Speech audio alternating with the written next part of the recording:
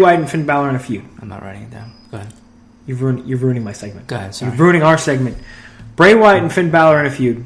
And Bray Wyatt does such douchey stuff to Finn Balor. He unleashes... Finn Balor has no choice but to unleash the demon, his alternate ego, right? Finn Balor's demon defeats Bray Wyatt. And now Finn Balor's so damn mad at Bray Wyatt, he's getting rid of the demon. What is that shit, huh? Who thinks that's a good idea? This has Road Dogg all over it. Sucks. Sorry. I'm just going to blame Road Dogg. It's not even his show. I feel like he had a part in it. Road Dogg. Who's writing this one? Kai and Tai? Come on. I don't know. There's a lot of opportunity with these two guys, and they are just literally drop. I'm actually watching them drop the ball. I don't know. I can't be the only one that feels this way.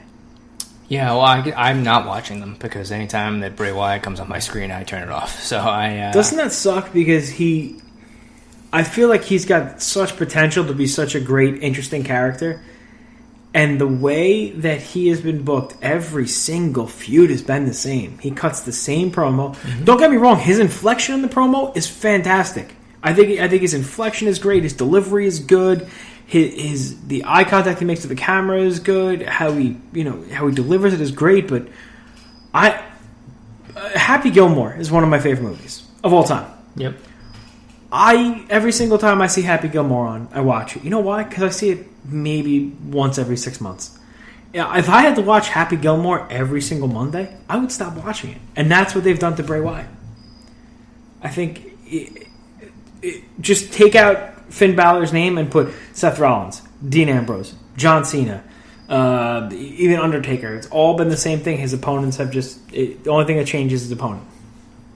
Yeah, it's boring. It's the same old stuff. I don't know who to blame that all on. If it's them for not being more creative with his storylines and angles, or if it's him because he just kind of says the same thing over and over again, and there's not a lot of diversity in his promo and what he's doing. I mean, is it because he's white? I don't think that's exactly it, but okay. I don't know. We have to ask Jinder Mahal about that. Jinder Mahal should come out next week wearing a MAGA hat. I feel like that would go for real well. Umaga? Is it? No, MAGA. Make America Great Again. Oh, MAGA. Yeah. Donald Trump hat. Umaga. Umanga. Where are we? Bray Wyatt. There we go. Right back to square one. Yeah, so it's just he hasn't done anything really. I mean, when he first started, there was a lot of, I think, hype around him, and the gimmick was interesting. It was cool. They gave him a little bit of a winning streak early, and then he didn't really go anywhere. And he's lost every match for 4 years now. For God's sake, every single match. And I think when he had the feud with Orton on SmackDown at the end of, I guess, the beginning of this year, that whole angle, I think a lot of people were into, right? With Orton joining the Wyatts after not being able to beat Bray, and then then eventually he turned on him, and then they fought for the WWE Championship at WrestleMania. But Bray had only had the title for like a month or 6 weeks, and then he lost it in the first defense, not the first defense, but the first pay-per-view defense, clean to one RKO, and the match was kind of dead. It had those images of the maggots on the ring and on the mat. He lost the one RKO. Meanwhile, it takes a super RKO to beat Aiden English. Just saying. So I think that kind of, for me, it was an angle that could have helped revive him, and it was kind of starting to, and then it just fell way off the rails, and he's gone right back to, like you said, the way that he's been, with every feud is the same, and the outcome is the same, and he had the Wyatt family, then he didn't have the Wyatt family, then he had the Wyatt family again. Then he had Harper. Then Harper kind of turned on him, right? Like, it was just, and now Harper's not even on TV anymore. That was actually, you bring up a really good point. I totally forgot about when Harper turned on him, and when Randy infiltrated the Wyatt family and they caused dissension between Harper and Randy. That was a really compelling storyline. There was a point right during that, around February or March, where there was a legitimate possibility that Luke Harper was going to challenge for the WWE title at WrestleMania. Remember that? He was fighting, him and Styles tied in that battle royal. They both got eliminated at the same time. Oh my God! They fought, and if he had won, he would have been the number one contender because Orton had said he didn't want to fight Bray. Right, he dropped the belt to him. And so then Styles ended up beating Harper in that match, but he was a legit candidate for it because I think at the time most people knew that Styles was going to be fighting Shane, that was the rumor, And they didn't. So like there was a thought going into that one-on-one match where like Luke Harper might win this, get a title shot, or at least fight Randy Orton, or make it a three-way. Like he might be in the WWE title match, and now like 6 months later, he hasn't been on TV in months. Literally not even in the organization anymore. It seems. So, anyway. But the thing that bothers me about that whole thing was Luke Harper was more than holding his own. People were getting behind him. The guy doesn't really talk a lot, but the crowds are reacting to him. He's got cool music, and here we are. No Luke Harper. No Eric Rowan. Braun Strowman's doing fine, though. He is. That's really all I want to talk about on Raw. Is there anything else that stuck out to you? No. I didn't do it. I don't remember. Speaking of sticking out, we should go to the other. No, it's not a dick joke. Oh, okay. It was not a dick joke. Jinder Mahal and his anti-Asian promo. This is like some early World War II propaganda.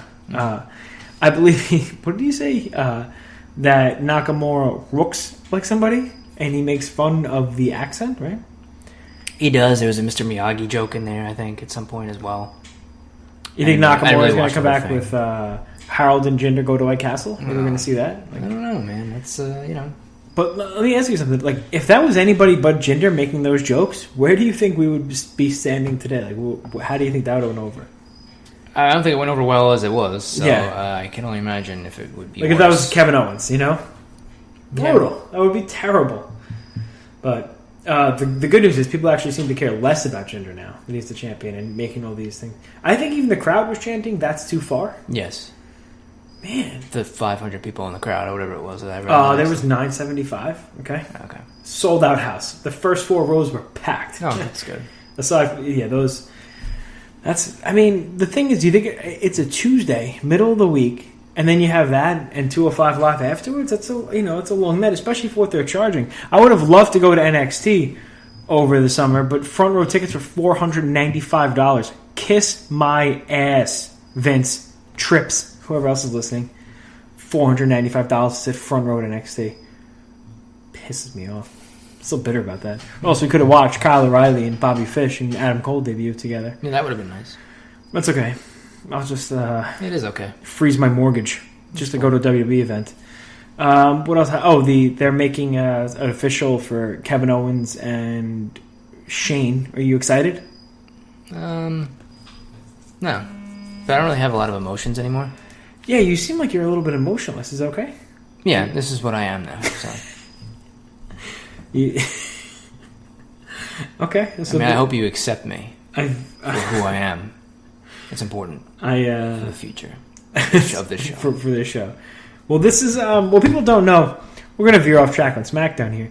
I think we're done anyway. What? I'm totally done with SmackDown.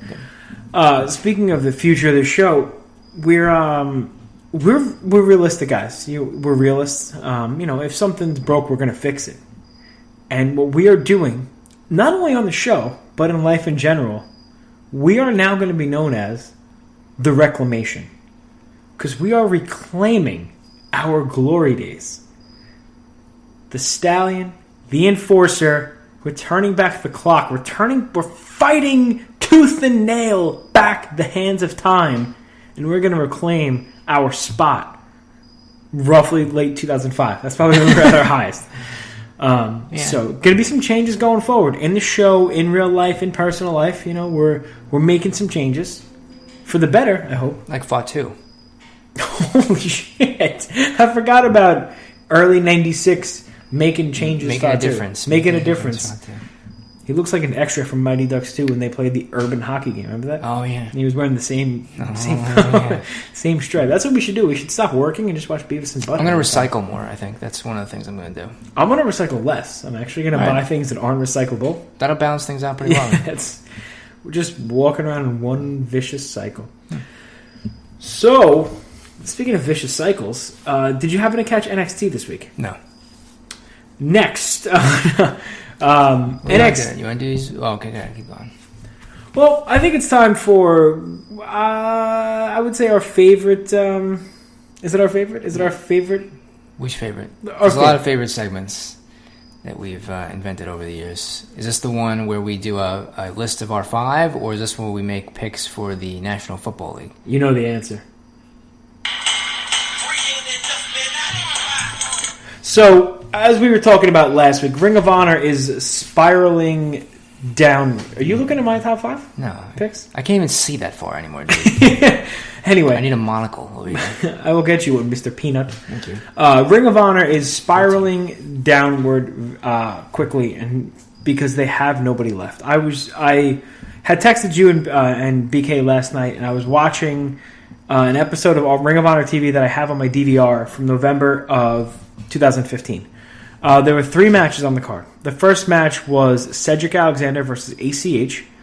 The second match was Donovan Dijak. What did I say? Moose, I think. Yeah, Donovan Dijak versus Moose. And the main event was Red Dragon and Michael Elgin versus the Kingdom of Michael Bennett, Adam Cole, and Matt Taven. Out of those 3 matches, including managers, there's one person left in Ring of Honor, and that's Matt Taven. That's it. So what we're going to do right now, don't be mad. We're here to help. We're here to help Ring of Honor.